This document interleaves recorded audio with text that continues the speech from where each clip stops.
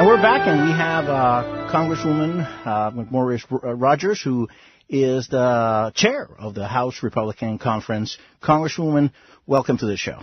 Thank you. It's great to be with you. So, Congresswoman, this week, the so-called Gang of Eight in the Senate announced their immigration bill. You issued a statement welcoming the bill. What are your initial thoughts about that bill? Well, I find it encouraging that the Senate is taking these steps.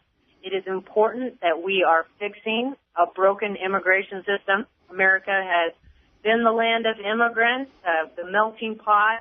People from all around the world have come here for many, many generations, and it's clear that the current system isn't working and that it needs to be fixed. So this is a very important debate that we're having on fixing legal immigration, securing our border, and addressing the 11 million undocumented immigrants who live here.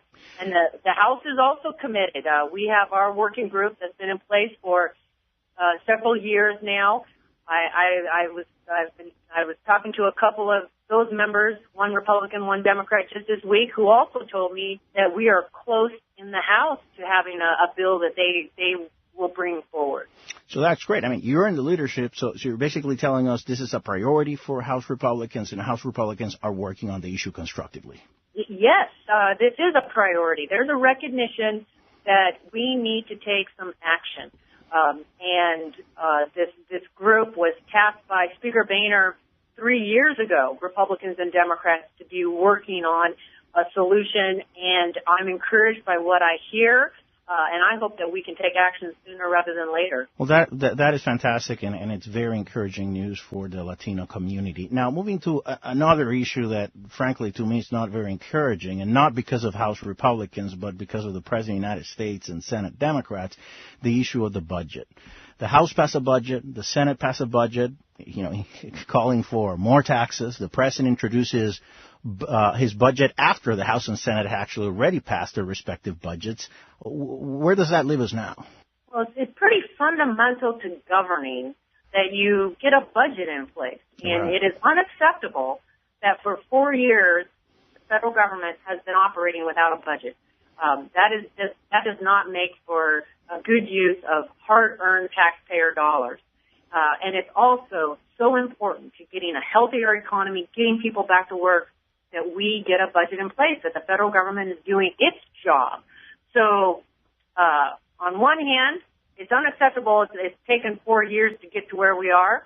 I do not believe that we need higher taxes. President Obama and the Senate Democrats continue to call for higher taxes. What we need to do, though, is we need to have a debate over a budget, agree that we need to balance the budget. And that's what the Republicans have put forward, is a plan to balance the budget in 10 years. And if you don't like the particulars, come up with your own ideas. And let's commit, though, to balancing the budget. That's what we need for our economy. As you said, you guys have been responsible. You've introduced passed a budget every year. I mean, the Senate finally, after 4 years, passes a budget. And to me, surprising that the House and Senate pass a budget, and then the President introduces the budget after the House and Senate have passed a bill. I mean, it should be the other way around. Yes.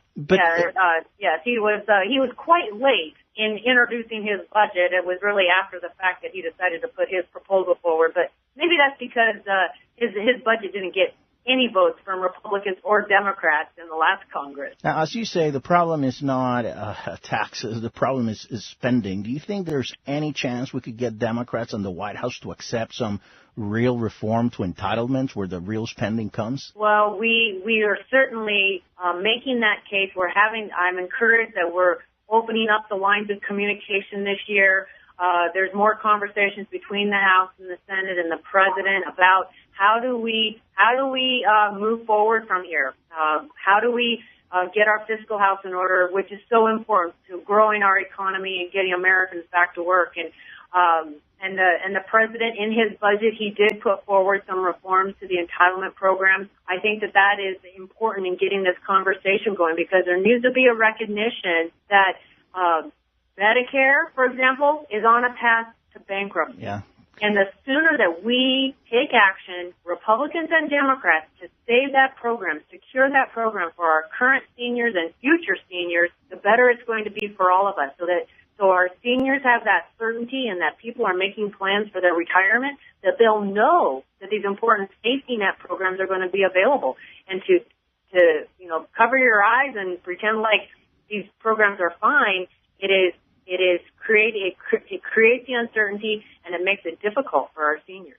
Well, I really hope you're right, because at this point it really depends on the president. The ball's in his side of the court, and he has to be open to real, authentic cuts. And one last thing, you just introduced a bill that is very important to working families, and I want you to share generally what the bill is all about and why it's so important for American working families. Sure. This is the Working Families Flexibility Act, and what this legislation is about is giving hourly employees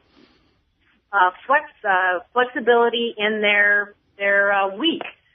So currently, federal employees are allowed to take time off for overtime, but our private sector employees are not. So this is important legislation to give parents a chance to go to a dance recital or take care of their elderly parents or take the kids to the doctor. So what we're doing is just giving the private sector, the hourly employees in the private sector, the same benefits that public sector employees currently have, so that when you're working overtime, instead of just the option of time and a half, you could also take time off. And you would, it's a voluntary between the employee and the employer. They can decide how to make it work, but a lot of people cherish that time, need that. Absolutely. Want that flexibility in their time, in their work week. And this is a way to help support our hardworking families out there. Well, as somebody who believes in the family and the struggles that they have to go through, I commend you. I think practically it's great legislation, but it's time also that we start passing legislation that really helps to strengthen the family. Without the family unit, America cannot progress. Absolutely, and the family has a lot of demands on them right now, and this is one way to give mom and dad a little flexibility in their schedule so that maybe they can miss the soccer game or be there for their kids at other times. Congresswoman, thank you so much for your time. Thank you.